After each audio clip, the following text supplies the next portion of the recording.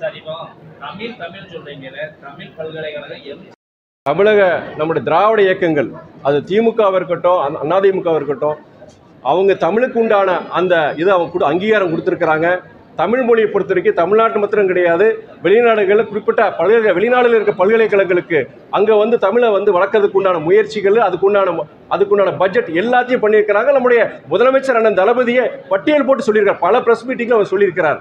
அதே நேரத்தில் இன்னைக்கு கிட்டத்தட்ட நூற்றுக்கணக்கான கோடிகள் வந்து இன்னைக்கு சமஸ்கிருதத்துக்கு கொடுத்துருக்காங்க, செலவு பண்ணியிருக்காங்க. கடந்த 10 வருஷத்தில் பண்ணியிருக்காங்க.